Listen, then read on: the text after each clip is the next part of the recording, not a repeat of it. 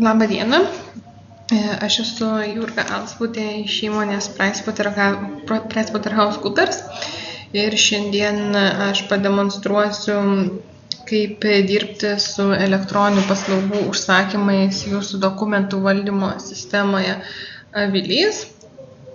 Tai šis pristatymas, šie mokymai yra kartojami, tiesiog kai daromas naujas įrašas, kadangi kada vyko mokymai pirminiai, jau suplanuoti, tiesiog turėjome problemų su ryšiu, buvo trikdžių ir trūkinėjimų, todėl jų nepavyko įrašyti.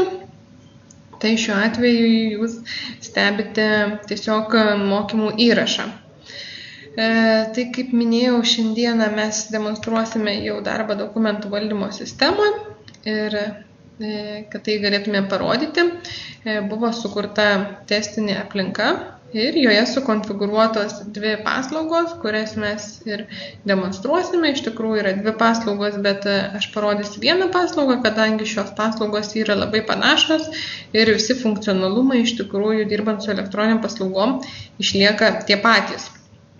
Tai dabar trumpa informacija čia aktualesnė tiems darbuotojams, kurie nedalyvavo įvadiniuose mokymuose šio projekto, kuriuos mes vykdėme jau savivaldybėse ir pasakojom, kaip bus organizuojamas jūsų darbas teikiant elektroninės paslaugas.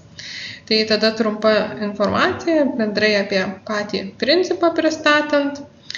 Jūsų savivaldybės darbas su elektroninių paslaugų užsakymais vyks tik tai jūsų dokumentų valdymo sistemoje, kadangi jūsų savivaldybė yra pasirinkusi taip vadinamą pirmąjį sąveikumo būdą, kurio metu buvo integruota pilno funkcionalumo jūsų dokumentų valdymo sistemos ir VISPO suderintuvas.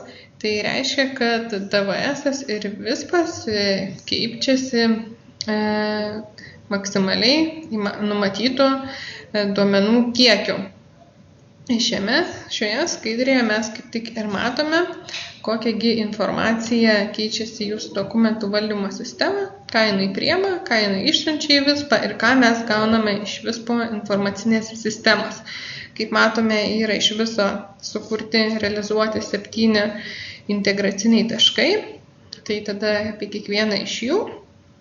Iš VISPO, kaip matome, mes gauname pačio prašymo duomenis, tai patį prašymą mūsų pridėtą pareiškėjo, prisektus dokumentus ir taip pat patikrų registruose išrašus. Visą tai atkeliauja pas mus į DVS. Vėlgi, taip pat į DVS mes gauname patikslintus prašymo duomenis, jeigu mes prašėme patikslinti kažkas tai patikslinta informacija ar pridėti nauji dokumentai, jie atkeliauja į DVS mūsų.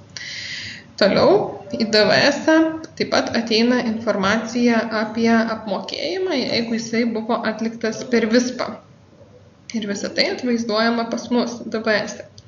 Toliau iš VISPO mes gauname informaciją apie paslaugos nutraukimą. Tai pavyzdžiui, jeigu eina paslaugos terminas ar tiesiog yra neapmokama per nustatytą laiką, arba nepatikslinama per nustatytą laiką, tai visą tai, kad paslauga nutrūko pas mus taip pat atkeliauja.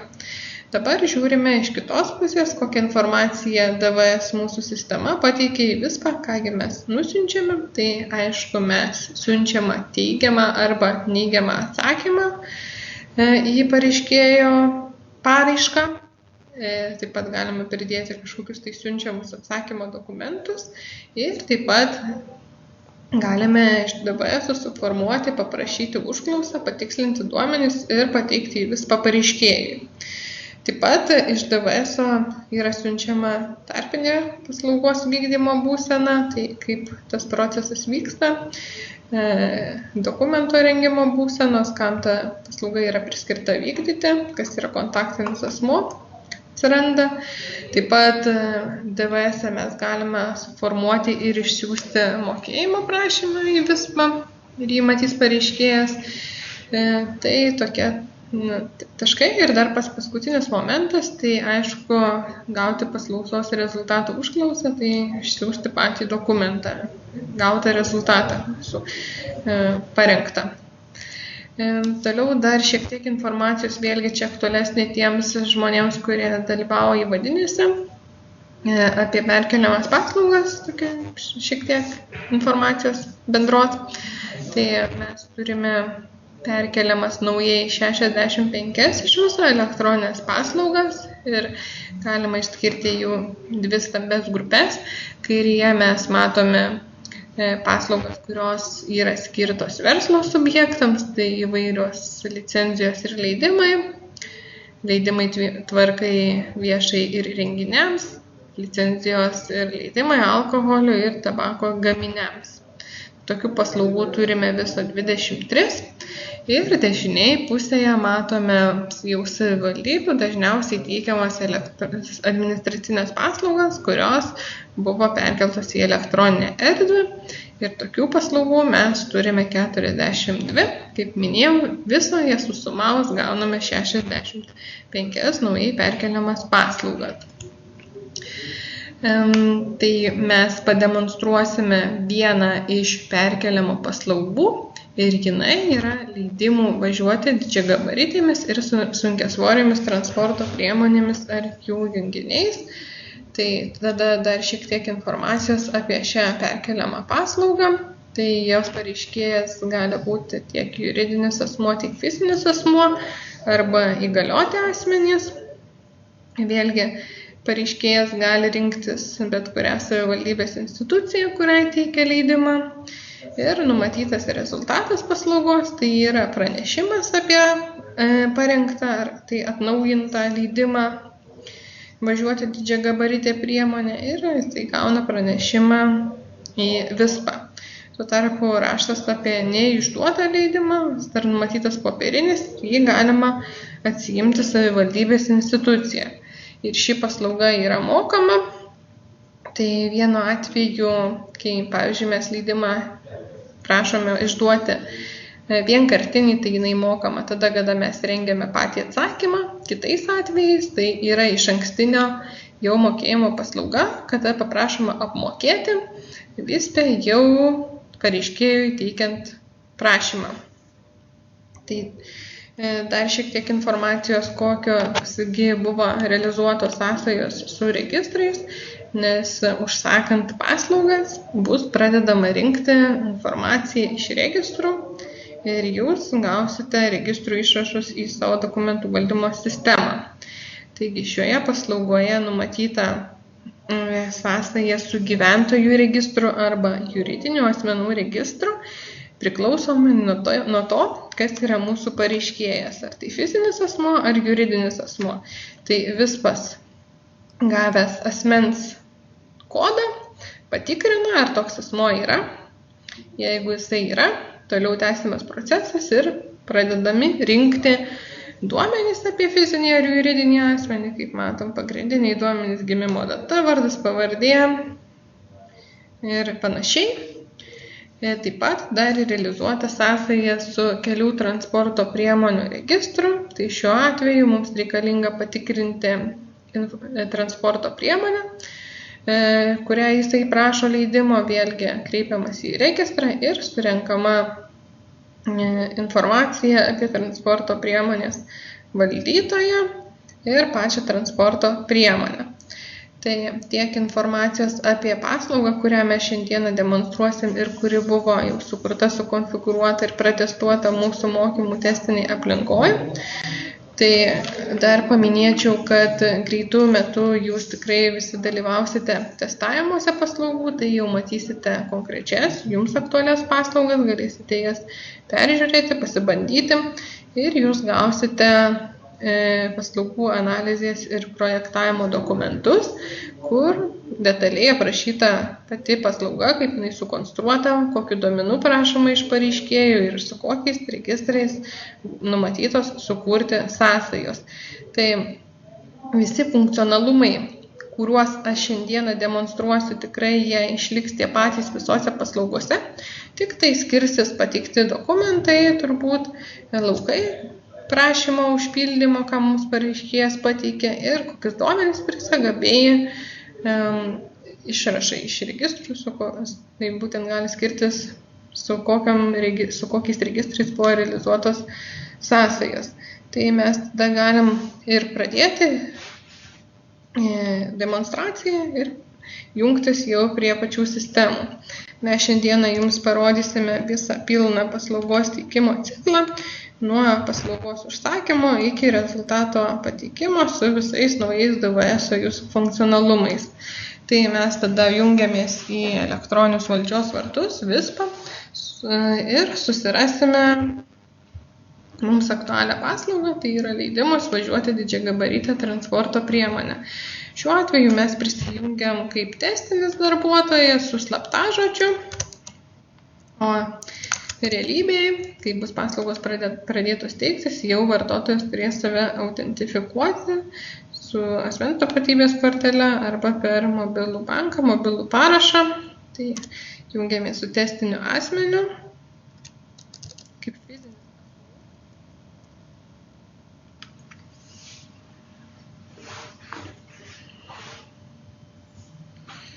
Taigi prisijungiam ir tada tiesiog susirandam paslaugą. Leidimas važiuoti didžiagabaritę transporto priemonę. Iš tikrųjų galima čia susirasti per paiešką, bet jinai yra labai populiari paslauga mūsų testinėje aplinkoje ir mes galime ją tiesiog pasiimti iš čia. Toliau asmuo bus nukreipiamas į savivaldybę. Tiesiog galės išsirinkti savivaldybę, kurią jisai teiks prašymą. Šiuo atveju mes turime mokymų aplinką, todėl matome dokumentų valdymo sistemas, į kurias mes siunčiame prašymą, tai čia yra tik tai testinėje aplinkoje toks vaizdas matomas. Šiuo atveju mes demonstruojame, kad paslauga ateina į Avilio dokumentų valdymo sistemą. Taigi mes iš karto čia ir užsakome paslaugą, sutinkam ir pradedame pildyti duomenis paslaugos. Tarkim, mes išimam leidimą ir prašome vienkartinio leidimo. Šiuo atveju šitas vienkartinis leidimas, jo mokėjimas už jį numatytas tik tada, kada mes priiminėjom sprendimą.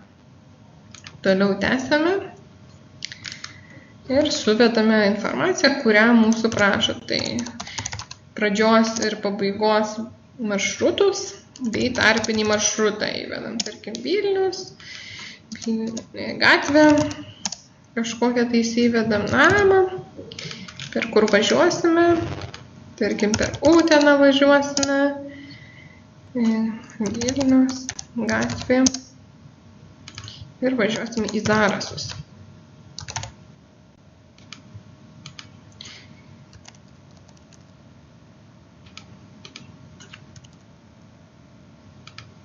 Važiavimo datą įvedam.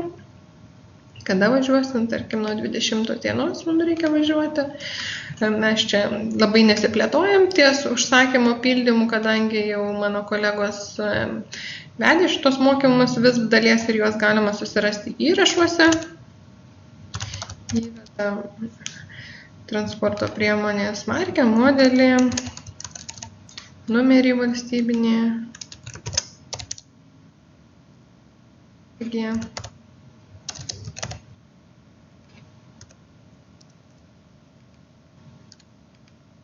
Krovinio svorį, masę, pavadinimą, tarkim, vežame reklamos kažkokią tai platformą, unikalų krovinį. Ir mums reikia leidimo šitam kroviniui unikaliam vežti. Paprašo informaciją pateikti apie ašis transporto priemonės.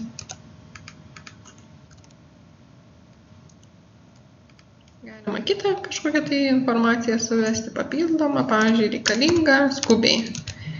Reikalingas leidimas skubiai. Galima įkelti dokumentus, tai mes jį įkeliam, pasižiūrėsim, kaip jie matosi DVS pačiam.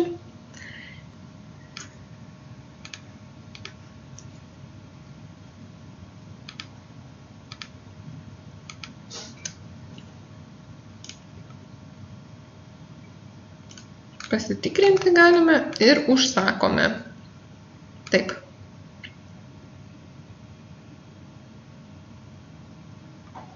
Tai kaip matome, paslaugos būklė jau pasikeitė, paslauga mūsų yra užsakyta.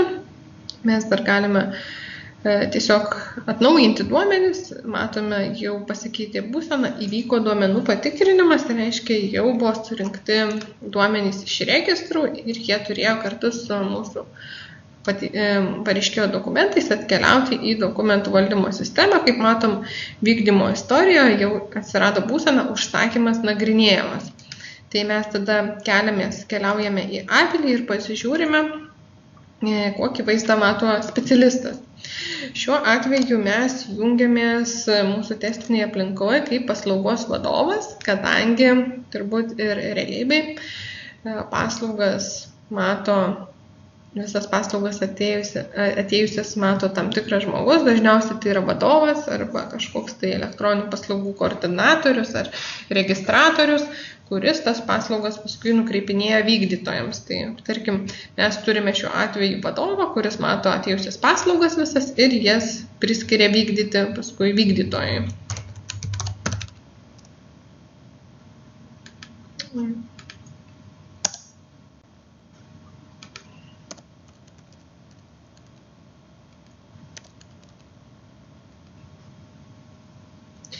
Taip, tai mes įsijungiam kaip vadovas į avilio DVS ir štai čia darbų sąraše jums bus matomi visi susiformavę jūsų reikalingi atlikti darbai. Kaip matome, yra naujas darbas, 6 šiuo atveju turim, nes daug paslaugų yra tokių užsakytų jau. Tai yra priskirti paslaugos vykdytoją. Vėlgi pačią atkeliausią elektroninę paslaugą galima susirasti ne tik tai darbų sąraše savo, bet ir elektroninių paslaugų skiltis, tai čia yra. Ten įėjus mes galime matyti elektroninių paslaugų sąrašą. Tai galime ir per čia eiti, arba per darbų sąrašą ir tarkim mes eina per darbų sąrašą ir priskirsim vykdytoją. Na, tai mums atėjo paslauga, kaip matome, visiškai neseniai, šviežia dar. Ir jai reikia priskirti vykdytoją, paslauga 756, leidimai važiuoti didžiagabaritėmis priemonėmis. Tarkim, mes galime atsidaryti paspaudę šios paslaugos ir mums atsiveria elektroninės paslaugos kortelė, kur mes galime peržiūrėti visą su paslauga susijusią duomenis, informaciją ir prisegtus dokumentus. Tai šiuo atveju mes tiesiog pasižiūrim ir nukreipiam dokumentą vykdytojui, priskiriame vykdytoją, išsirinksime iš sąrašo, kas yra vykdytojas. Šiuo atveju mes testinėje aplinkoje turim tiesiog vykdytoją, be konkrečios pavardės ir vardo. Ir pasibaigusių darbų sąraše, tiesiog elektroninėje paslaugoje kortelė, pasibaigęs darbų sąraše, matome, kad paslauga pradėta vykdyti. Ir mes galime tada jungtis kaip paslaugos vykdytojas ir pasižiūrėti, kokią informaciją matome vykdytojai.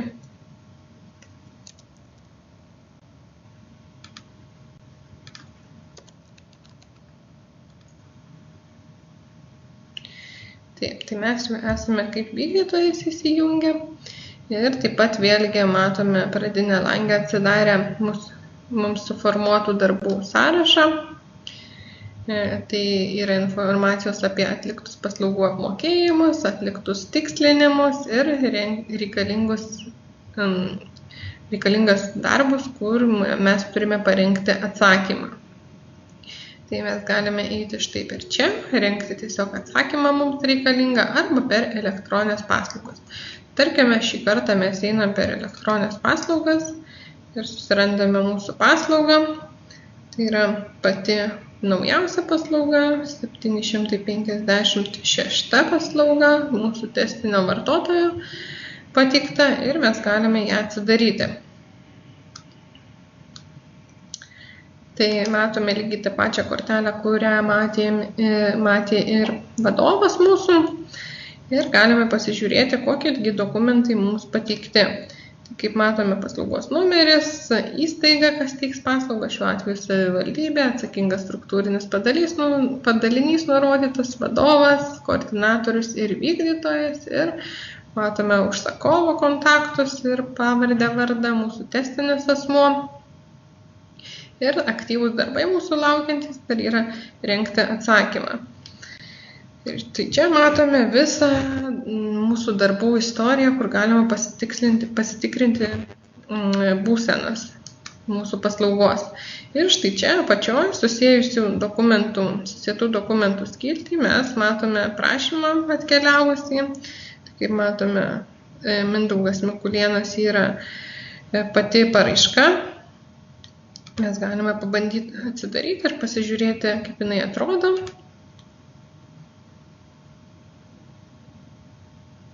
Štai. Tai yra suformuotas tiesiog dokumentas paslaugos užsakymo su visais mūsų duomenim, kurie buvo suvesti VISPE užsakymo lange. Ir taip pat yra pareiškėjo matomas pridėtas dokumentas. Taip pat mes galime užeiti ant pačio prašymo ir pasižiūrėti dar detaliau. Per nuorodas mes nueiname į valstybės patikrų registruose rezultatus. Kaip matome, štai čia yra prisekti gyventojų registro išrašas ir kelių transporto priemonių registras. Tai juos galėsime atsidaryti ir pasitikrinti.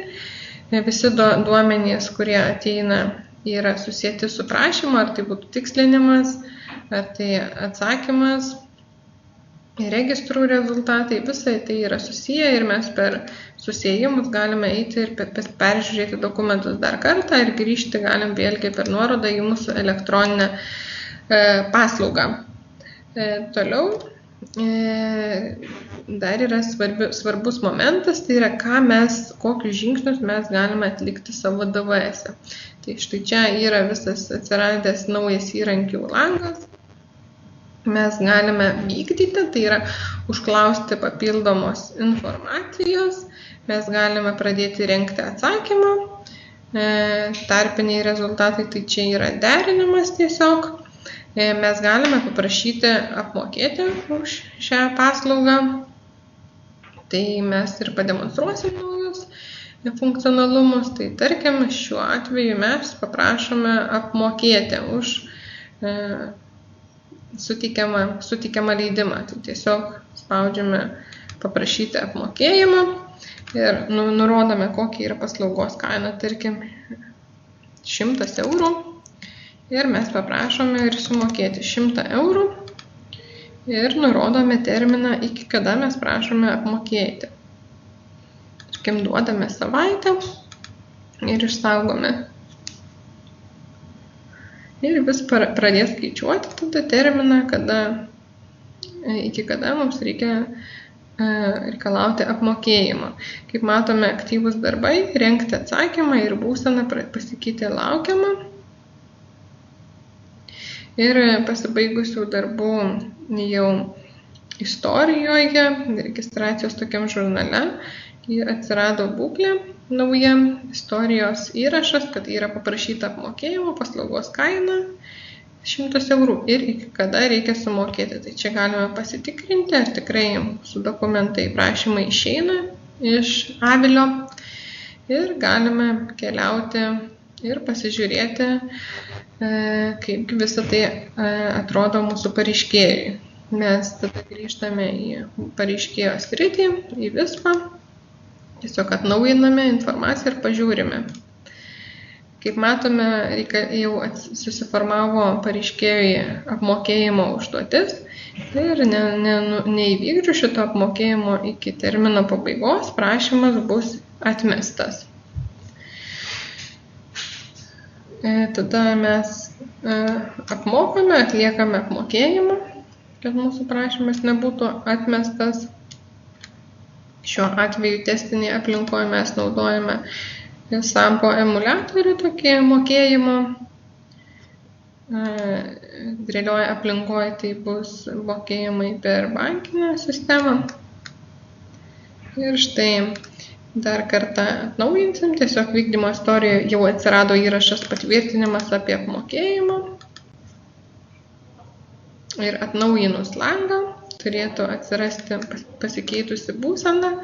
Taip, užsakymas yra nagrinėjimas ir jisai yra institucijoje. Galima atsidaryti, kągi mato pareiškėjas. Laukiama sprendimo priėmimo, institucija atsakymą pateiks per 20 dienų. Tada mes galime keliauti vėlgi į avilį ir peržiūrėti gautą apmokėjimą. Tai vėlgi mes grįžtame į avilį, į tą pačią elektroninę paslaugą 756, arba mes galime eiti per mano darbai ir pasižiūrėti. Štai atsirado informavimas apie apmokėtą paslaugą, galime jį ir atsidaryti. Lygiai ta pati paslauga atsidaro 756. Ir kas atsirado nauja, tai kaip matom elektroninės paslaugos kortelėje dar atsirado tokia nauja papildoma skiltis apmokėjimo informacija. Ir tai reiškia, kad yra gauti mokėjimai. Jeigu paslauga būtų nemokama, tada mes šitos apmokėjimo informacijos skilties tiesiog nematytume, arba jeigu taip pat dar nėra apmokėjimo, tai vėlgi šita skiltis nebūtų aktyvi. Šiuo atveju galima atsidaryti ir pasižiūrėti, kad paslaugos kaina yra 100 eurų ir jau yra atliktas mokėjimas 100 eurų. O štai čia yra informacija atėjus iš visko apie mokėjimą, kada sumokėta, tai pavedimu, kas yra mokėtojas, kokia suma ir kad mokėjimas yra gautas patvirtinimas. Tai čia yra pateikiama visa su mokėjimais susijusi informacija šitoje vietoje ir mes galime keliauti į elektroninę paslaugą. Taip pat ir čia pasibaigusių darbų sąraše irgi, kaip matome, yra įvesta apmokėjimo informacija irgi matoma. Kas dar svarbu apie apmokėjimus, kad čia mes galime ne tik paprašyti apmokėjimo, bet ir įvesti apmokėjimo informaciją. Tai tokia funkcija mums būtų reikalinga, jeigu pareiškėjas tiesiog atneštų kažkokį tais dokumentą mums į vietą ir mokėjimo, tarkim, nurodymą iš banko, arba jis susimokėtų ne per viską, o kitais būdais ir mums atneštų, tada mes įvestumėm apmokėjimo informaciją rankiniu būdu. Lygiai taip pat mes, kad paprašę apmokėjimą, aišku, galėtumėm ir atšaukti mokėjimo prašymą. Kitas funkcionalumas, kurį aš jums norėčiau pademonstruoti, tai yra paprašymas patikslinti mūsų prašymo informaciją. Tai galima padaryti štai čia užėjus vykdyti ir galima užklausti papildomos informacijos. Ir tiesiog į žinutę įrašome, kągi mes prašome patikslinti, kokius duomenis, jei tai būtų kažkokie laukai, galime nurodyti laukus, kokius prašom patikslinti prašymo formoje. Tarkim, prašome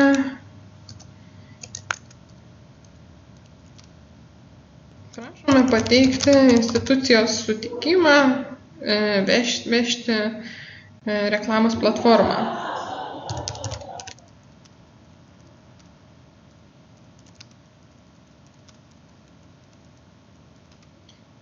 Tada nurodome tikslinimo terminą,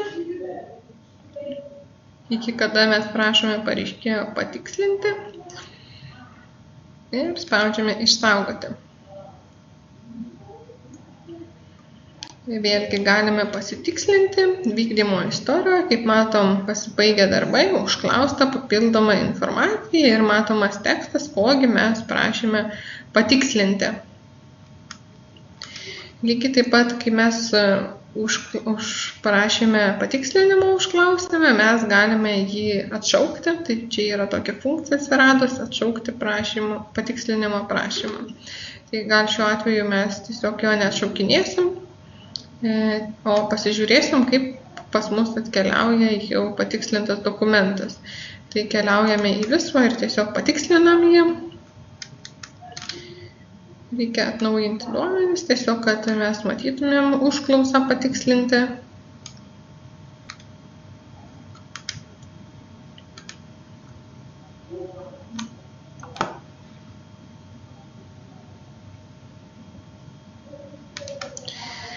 Taip, kaip matome, būsena jau pasikeitė ir susiformavo prašymo tikslinimo užduotis.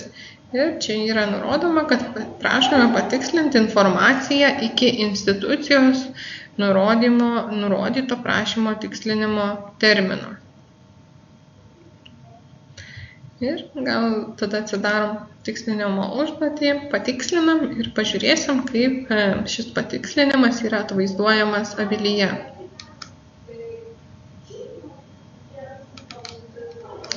Taip, tai yra atidaroma susiformavusi tikslinimo užduotis. Ir čia yra patikslinimo informacija, įvesta informacija, kogi yra paprašyta patikslinti. Terminas nurodytas, kurį mes nurodėme, ir informacija, kągi mes prašome patikslinti. Tai mes tada keliaujame žemyn. Ir dokumento apačioje, štai matome, yra atsakymas institucijoje ir mes galime įkelti prašomą dokumentą. Prašoma kažkokį tai institucijos sutikimą, tai užvadinta patikslinimas. Įkėlėm šitą dokumentą. Galime kažką tai parašyti. Pateikiu institucijos.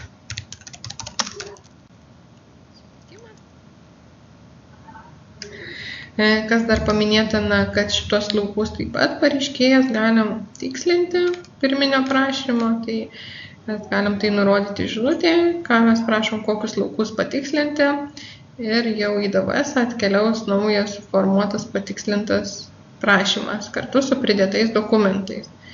Tai tarkime, mes patikslinom, pridėjom papildomus dokumentus ir patvirtinam šitą užduotį.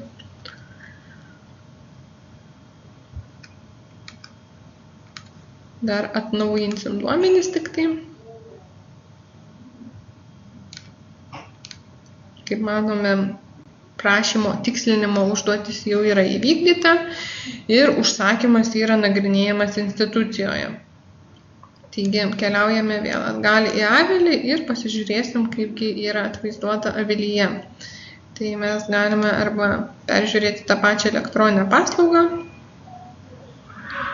Galima vėlgi eiti per mano darbus arba elektroninės paslaugas. Galim pasižiūrėti, kaip per mano darbų skiltį atrodys. Tai, kaip matome, atėjo darbas naujas, tai yra informavimas apie patikslintą paslaugą, leidimų važiuoti didžiagabaritėm priemonėm, ir mes galime užeiti ir peržiūrėti. Vėlgi mes patenkame į tą pačią elektroninės paslaugos kortelę ir čia galima peržiūrėti vėlgi dokumentus. Tai mes buvome paprašę šiuo atveju patikslinimo, galime pasižiūrėti. Jau pasikeitė ir būsena pasibaigusių darbų. Štai čia žurnale pažymėta jau, kad patikslinta, ir žemyn matome atėjusį prašymo patikslinimo dokumentą. Jisai yra iš karto susiejamas su pirminiu prašymu ir šitoje kortelėje elektroninės paslaugos galima per sukurtas sąsajas peržiūrėti tiek prašymo patikslinimo dokumentus, tiek pirminį prašymą, tiek ir išrašus iš dokumentų ir patį atsakymą, kai mes jį parengsim.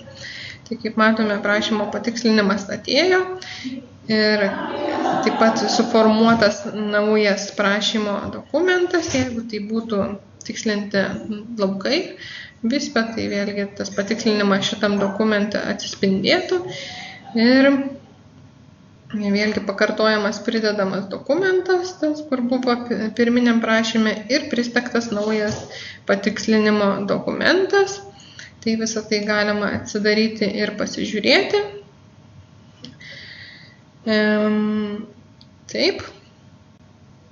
Tai peržiūrėjom duomenis, tarkime, šiuo atveju jau mes paprašėme apmokėjimo, štai čia apmokėjimo informaciją pasitikrinom, kad apmokėjimas atliktas, jis yra teisingas, pareiškėjas mums jau patikslino duomenis, ką mes galime daryti, mes galime rengti atsakymą, tai yra irgi papildomas jau atsiradęs DVS funkcionalumas, mes pasirenkame rengti atsakymą.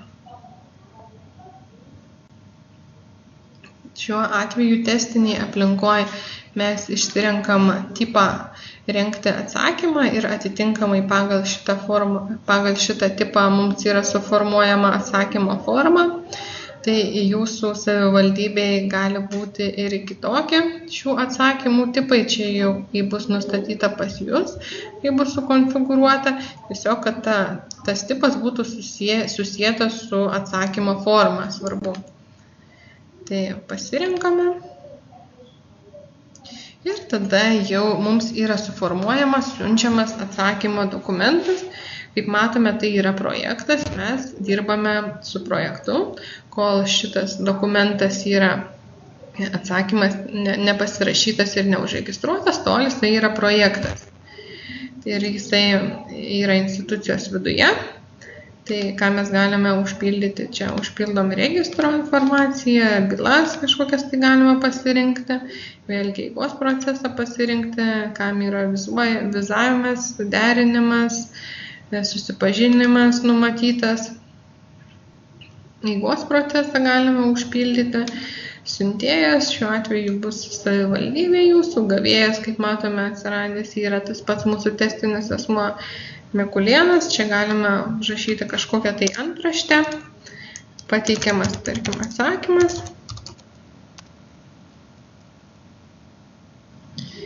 Ir čia vėlgi atsiranda ta pati dokumento rūšis atsakymas. Galime kažkokį tai tekstą, pastabą užpildyti, jeigu mes matome poreikį. Ir labai svarbus momentas, tai yra atsiradęs laukas paslaugos sprendimo tipas. Tai čia mes galime išsirinkti vieną iš dviejų variantų. Ar mes siunčiame teigiamą sprendimą, ar mes priimame neigiamą sprendimą. Tai tarkim šiuo atveju mes priimam teigiamą sprendimą ir čia galima pačioj prisekti siunčiamus dokumentus. Tai kaip matome, jau jie automatiškai prisegė testiniai aplinkoje įsakymą kažkokį tai siunčiamą.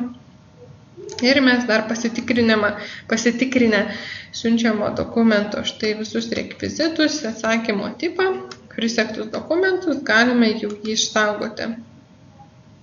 Ir vėlgi toliau mes dirbsime dar su siunčiamo dokumento projektu. Ką dar paminėčiau, kad šitą dokumentą suformuotą atsakymo mes galime siųsti derinimui, vizavimui, peržiūrėjimui, pasirašymui. Tai galima tą derinamą vykdyti tol, kol mes jo nepasirašome ir neužregistruojama. Tada jau mūsų dokumentas užregistravus tampa rezultatu ir iškeliauja į patį VISPą. Tai dar kas paminėtina, kad jeigu reikalinga šiam rezultatui parengti kažkokie tai tarpiniai dokumentai, pavyzdžiui, įsakymai ar nutarimai ar dar kažkas tai jie formuojami naudojant tą pačią standartinę jau jūsų žinomą dokumentų valdymo funkciją ir galima susijęti su šio atsakymo šios paslaugos dokumentais per sąsajas. Tai mes šiuo atveju šitos standartinės funkcijos jau nerodysim, nes jinai yra pažįstama, demonstruojam tik tai naujus funkcionalumus susijusius su paslauga. Šiuo atveju, tarkime, jau dokumentas yra suderintas, pavizuotas ir mes jį turime pasirašyti. Šiuo atveju mes nurodysim tiesiog testinį asmenį, nes mes testinėje aplinkoje nenorim persijunginėti tarp skirtingų vartotojų. Tai tas pats mūsų vykdytojas pasirašo. Galima pakomentuoti, dar datą galima pasirinkti, kada pasirašyti ir išsaugome. Kaip matome, pasirašius dokumentą, šitą siunčiamą atsakymą, priskyrus pasirašančius asmenius, jau tada atsiranda galimybė pasirašyti, štai naujas funkcionalumas ir spaudžiame pasirašyti, pasirašome šitą dokumentą, siunčiamą ir jisai yra pasirašytas, mes jį galime siųsti pareiškėjui į VISPą. Tai pats galutinis žingsnis, kaip dokumentą išsiųsti, tai yra jį užregistruoti. Štai čia tvarkyti. Meniu išsirenkame užregistruoti dokumentą. Ir kada mes šitą dokumentą užregistruosime, jisai jau nebebus projektas, jisai taps atsakymu ir iš karto iškeliauja į VISPą. Tai yra paskutinis žingsnis. Tai galime registrą nurodyti, siunčiamų, tarkim, dokumentų, kažkokį tai registracijos numerį ir viskas. Spaudžiam išsaugoti. Jau mūsų atsakymas yra parengtas ir iškeliavo į pareiškėjo erdvę ir jam yra matomas. Dabar galime dar peržiūrėti dokumentą. Kaip matome, atsirado naujas susietas dokumentas. Tai yra įsakymas, jau mūsų pateiktas atsakymas. Dokumento informacijoje vėlgi matome, pateiktas atsakymas, dokumento rūšis atsakymas ir priimtas teigiamas sprendimas. Štai čia yra tie papildomi pradiniai dokumentai, per sąsajas vėlgi mes galime nueiti į tikslinimo informaciją arba į elektroninę paslaugą. Tarkim, kaip matom, paslauga jau tapo įvykdyta, čia pasikeitė būsena ir mes galime dar būseną pasitikrinti tiesiog elektroninės paslaugos kortelėje, jie įėję per nuorodą ir štai pasibaigusių darbų sąraše matome, kad paslauga pažymėta įvykdyta ir rezultatas jau yra pateiktas. Tai toks tada ir procesas, mes suteikėme paslaugą, galime jungtis į pareiškėjo sritį ir pažiūrėti, kaip atvaizduojamas rezultatas. Kaip matome, čia jau paslaugos įvykdymas taip pat yra baigtas, institucija priėmė sprendimą, štai pasikeitė 2 būsenos paskutinės ir gautas informavimas yra apie teigiamą sprendimą. Tai mes jau ir pademonstravom su šita viena testinė mūsų mokymų paslauga visus naujus atsiradusius dokumentų valdymo sistemos Avilio funkcionalumus. Tai iš tikrųjų, apibendrinant, ką svarbu žinoti, kad nauji funkcionalumai yra paprašyti apmokėti, paprašyti patikslinti arba galima atšaukti prašymą patikslinti ir prašymą apmokėti. Vėlgi prašymą tikslinti ar apmokėti mes galime ir kelis kartus siųsti, nebūtinai vieną kartą. Kas dar svarbu žinoti, kad visi dokumentai ateina pas jūs prie elektroninių paslaugų. Štai čia elektroninių paslaugų skiltyje matome. Taip pat ir mano darbų sąraše yra matomi. Mokėjimo informacija yra matome atsiradusioj naujoj kortelėj prie elektroninės paslaugos viršuj. Ir jeigu šios kortelės nėra, reiškia paslauga nemokama arba apmokėjimas nėra įvykdytas.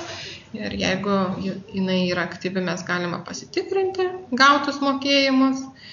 Visi prisekti dokumentai vėlgi yra pačioje kortelėje. Štai čia atsakymai, prašymai patikslinti, registrų išrašai, parengti atsakymai, visa tai yra matomi vienoje vietoje. Galima per sąsajas nueiti. Toliau atsakymą vėlgi rengiame, dirbame su atsakymo projektu. Svarbus momentas yra išsirinkti atsakymo tipą, šitą nepamiršti, pasirašyti, derinti vėlgi įprastų procesų. Derinimas vykdomas ir pats paskutinis momentas, kada mes siunčiame jau mūsų pateiktą atsakymą į VISPą, tai yra dokumento registracija. Tai tokie apibendrinant yra nauji funkcionalumai ir nauji svarbus momentai, kuriuos reikia atsiminti. Tai mūsų demonstraciją mes ir baigsime. Šiuo atveju klausimų neprašome, nerenkame, kadangi tai yra mokymų įrašas, kaip minėjau. Tai dėkojame visiems dar kartą už dėmesį, už dalyvavimą šituose mokymuose. Ir linkime jums sėkmės dirbant su elektroniniam paslaugom. Dėkoju jums už dėmesį. Viso gero.